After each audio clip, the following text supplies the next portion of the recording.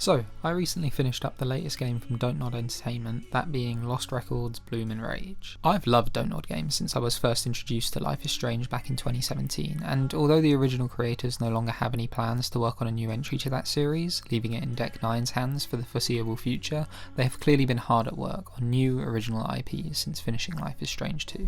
Bloom and Rage is the first adventure in their new Lost Records series, or at least what I assume will become a series, otherwise why would they name it that way. I will be doing a full video analysing the whole game in the near future, but this video covering the first half I'm keeping spoiler free, so you're safe to keep watching if you're yet to play it. I couldn't spoil the whole thing even if I wanted to, since they decided to release the game in two halves. The first, titled Tape 1, came out this February, with Tape 2 having been delayed from March to mid-April. They claim the reasons behind this are them wanting to polish it up, as well as create a lasting impact for the audience to digest the first half's climactic ending, building hype and letting players speculate on what's to come. I personally think it's because Don't Nod made a deal with the game to be on PS Plus day one, and PlayStation wanted to get 2 months of membership off people rather than one, but that's just my little conspiracy. The game follows a set of characters across 2 time periods in their lives, running concurrently for the player, jumping between 1995 and 27 years into the present, or future, depending on how you want to think about that. That means precisely it's set in 2022, but the exact year doesn't really matter for these sections. For all intents and purposes, just think of it as being set in the present day, in which the friends have decided to meet back up after nearly 3 decades of no contact,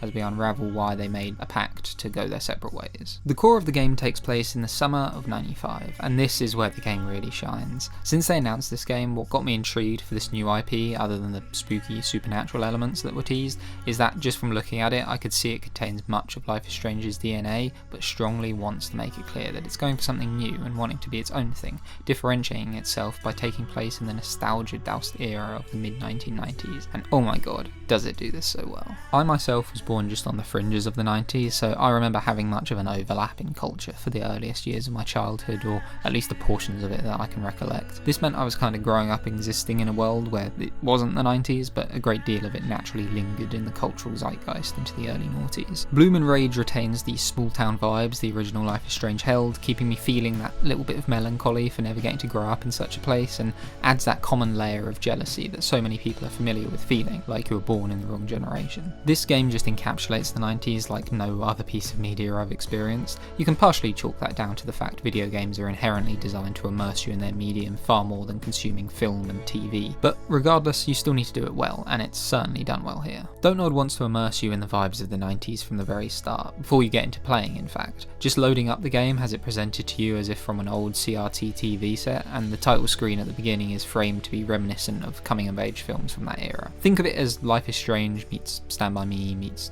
I don't know, 2012's Chronicle. I know that sounds really weird, but trust me, it makes sense when you play it. Simply existing in this game and moving around in it, taking things in, is a joy in and of itself, with the vibes of the 90s bouncing off everything. What the characters are wearing, the tech they use, the music they're listening to the actual gameplay of interacting with objects, the snacks you find lying around, VHS box sets and cassette tapes you open up. They even thought to include blowing into a game cartridge when you pick it up because they knew you'd habitually want to. You even have to dial one of your mate's phone numbers at one point, and just hearing the old tones of a landline, I can't tell you why that's fun or engaging, it just is. It definitely reminds you of how much slower and more methodical things were compared to the fast-paced lifestyle of our world today, and I think the game knows that and plays into it. So much of the gameplay has you doing things that mirror the time period, as well as the disposable time you have as a kid yourself. The game just has you hanging around with your mates, making your own fun, or doing nothing but fucking about and talking shit. It's so good. So, who do I hear you ask are the characters you're doing that with? You play as Swan, a somewhat awkward and horror-obsessed film buff. Swan is a pretty lonely person, that loneliness being an even heavier burden since her family plans to move away from all she's ever known in her small hometown in Michigan all the way to Canada. She keeps to herself, and when we're introduced to her, is in the process of filming a video memoir since she's lucky enough to own her own camcorder. Events transpire and our cast of characters are put together. It's not one of those stories where a group of people whose personalities clash and wouldn't normally be friends are forced together and have to navigate how to get along with one another. These girls get along nicely from the get-go, and I like that. It feels like a natural way to meet people who you just find yourself being friends with. Each of these girls' personalities feel really well fleshed out too. You have Kat, who has a feisty temper and is tired of people thinking they can push her around. She takes no shit from anyone, and the way Swan meets her in fact is Kat standing up for her when she's being giving shit, so you can infer that she doesn't like it when it's done to others either. Listen to me. Make me. Hey, show your sister some respect. Fuck off. and leave this girl alone. Autumn is a kind-hearted person, wanting Swan to be included in whatever they're up to. Swan, I'm glad you came to hang with us. She's the kind of friend who reassures and encourages you to take part so you're never left out, but also seems a bit reluctant in her own confidence in the same kind of way Swan is, but to a much lesser extent, and that's probably due to her friendship with Nora. Nora is the cool and rebellious member of the group, with her and Autumn already being friends when they come together.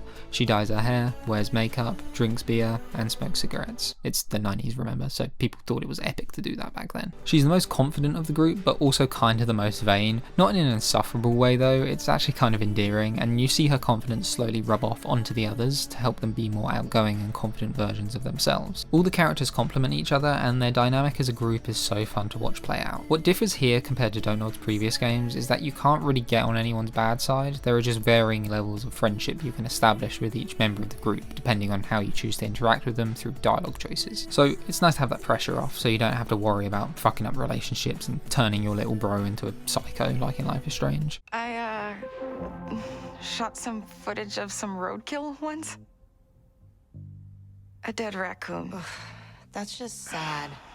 People are so dumb on the road sometimes. What is familiar to their previous series though is the actual gameplay, which I feel is what Don't Nod have become synonymous for. It's third person outside of the present day sections that are exclusively first person. I think there's a reason for that. I'm calling it now because it's strange we haven't seen Swan's face, but maybe I'm just making that up. Gameplay involves the previously mentioned dialogue choices, interaction with objects, and the new mechanic of using your camcorder. What Don't Nod have taken the time to do though is develop their formula into the best iteration of itself that it's ever been before. Everything flows so much more naturally in this game, and I'm so glad they spent the time they did cooking because it refines the player's experience to near perfection. When you interact with objects and Swan isn't done commenting, you have a little timer icon pop up that makes you wait until the dialogue is finished before you can further interact with said object. This pop-up also stops you from interacting with something else in world that would prompt a new line of dialogue to play. It makes me so happy they implemented this because these kinds of annoying problems have persisted even into the most recent Life is Strange game that came out barely 6 months before this. I know that was made by a different studio, but the fact that neither of them addressed this issue when there have been 5 games in that series is kind of ridiculous. The amount of times in double exposure I could hear Max's voice playing through both her dialogue and her own thoughts to the point that audio was just overlapping and I couldn't hear either drove me crazy. I'm so glad Don't Nod took the time to review and refine their game design for this new series.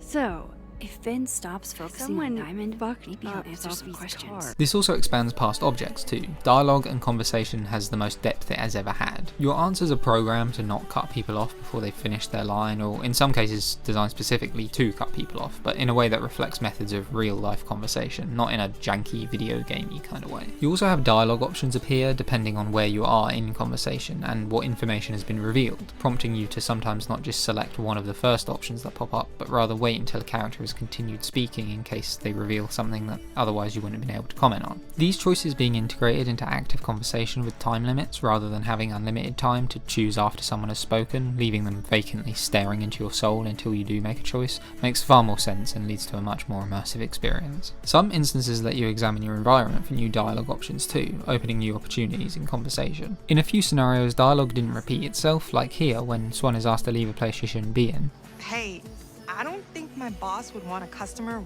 wandering around back here. Sorry, but I could really get in trouble letting you back here. To be fair though, I don't know if there are a finite number of times this happens before characters start repeating themselves or just stop talking altogether. You also have exit signs that let you know when you're about to leave a scene and move on to another, potentially stopping you from further exploration. So gone now are the days where you go to interact with something and the game whisks you away despite you not actually wanting to move on yet. These kinds of quality of life improvements seem small, but god, now they're here, they make the experience so much smoother and more player friendly. Narrative choices also return with consequences for them, although the first ever example of this in game is when you name your cat, which I found quite funny with this foreboding message like naming my cat is going to come back to bite me in the ass or something. What really impressed me are how choices are weaved into situations that play to how empathetic of a person you are. Take this situation. These two wanted to take different paths through the woods and asked who I wanted to go with. Nora, my potential love interest, or Autumn, my potential new BFF. But ultimately I chose neither, opting to stay with Kat, who said she was going to catch up, but was acting quiet and withdrawn from active conversation, so I felt it was a nice thing to do. It's weird how games play into this pseudo sense of empathy you have for people you know aren't real. The new feature of the game is, as mentioned, Swan's camera. It's used throughout the core component of the narrative, given the girl's newly formed band Bloom and Rage want Swan to make their music videos, and she wants to interview them in their early days of conception before they eventually get famous. Outside of this, however, you have the opportunity to make plenty more optional memoirs that you can film pieces for, scenes, people, objects, etc., and edit them together into one video, all with this grainy aesthetic of a 90s video camera. I can't say I'm wildly obsessed over this feature, but I certainly did want to capture things as I came across them. The game's connective tissue of who you are playing as, and the fact you've been given this mechanic, makes you want to at least try and complete memoirs, and I think that's a testament to how well the game immerses you as Swan. Gameplay isn't the only thing Don't Nod have spent time improving, because as you can see, the game looks truly incredible. It's honestly crazy how far Don't Nod's art style has come to be looking this good. The difference between the original Life is Strange from 10 years ago and this game today is wild. Throw on top of that the improvements in graphical fidelity thanks to this being on the latest generation hardware, and you're left with something truly gobsmacking. Meticulously crafted environments like the trail in the woodland are such a pleasure to wander through and make you want to bask in the lighting as it filters through the trees. You can feel the warmth of it through the screen when you're outside, and when you're indoors it bounces around, making rooms feel that much cozier. The trademark moments of calm also make a return, and it's never looked better just to sit back and soak in the environments the devs have crafted. You can see why Swan sees the world as something to immortalise on film. Colour grading is also the best it's ever looked. This scene in particular, that's bathed in the purple hues of the early evening, blended with the greens from the underpass lights, gives so much atmosphere to the area you're in. Detail on objects is astounding, with all these systems functioning together to showcase how good items can look. Even this VHS case has the light shimmering off the crappy plastic wrap that's begun to crease. It's clear they wanted to show off the detail they've put into the smallest of things too, given how much of the game revolves around you zooming in on things to film. The one quarrel I have that I found quite noticeable were the facial animations though. For all the improvements Don't Nod have made here, people's faces just do not meet that same bar. It's really odd because these feel the same quality as like Life is Strange 2, but the less developed art style match those animations in a way. And look, I'm going to bring up Deck 9 again, and I know they're the ones to have worked on the last couple games in the Life is Strange series, and perhaps they've invested in more advanced mocap technology than Don't Nod have, but seeing the quality of the animations that True Colours and Double Exposure presented with this art style that's been developed, then booting this game up, which might have the best looking visuals of them all, to then feel that decline in quality is sadly quite jarring. It also makes some scenes awkward too. I mean, given what the game is about, you can say that a lot of that comes from the fact we're following a group of teenagers who are kind of awkward and cringy anyway, with the game's writing obviously depicting them as such. We should make a music video! That would be crazy! But some things also feel like they're just getting lost in translation from script to screen, and that left me wondering what exactly the scene playing out was trying to convey at certain points. That was Fly! yeah! Awesome!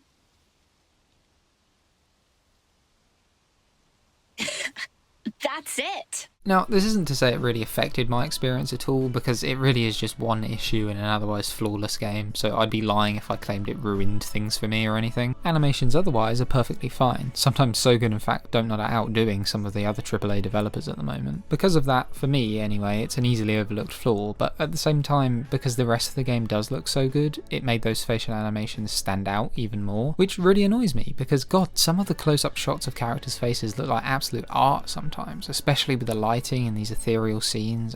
Another thing I have to mention are pop-ins, because man, occasionally the game takes a little while to load stuff in, even after a patch update. For a game that's exclusive to the newest gen consoles, I'm amazed it somehow still struggles. And look, I love the art style, but clearly this isn't as taxing as loading in some photorealistic graphics, so what gives? It suffers the most when it's having to load up whole areas and jump between the past and present. Wow, I really love how each portion of your jacket loads in textures separately. That's really epic. I wish mine did that. Again, these consoles have enough power to run other games with two different things on screen with far more taxing graphical settings. Heck, come to think of it, the last Life is Strange had two literal overlapping realities you could jump between at any given time, and that ran fine, so I'm just kind of stumped on this one. Before I wrap up, let me end this on a high note and talk about something Don't Nod have always prided themselves on with their games, especially this one, with it being core to its story. music. Music is something that just can't be left out of a Don't Nod game, always having nailed it with Life is Strange and remaining true here. They really know what an incremental aspect it is to the identity of their games. I can confidently say the music is where they have never faltered with any games in their Life is Strange series, nor here with this series' first installment.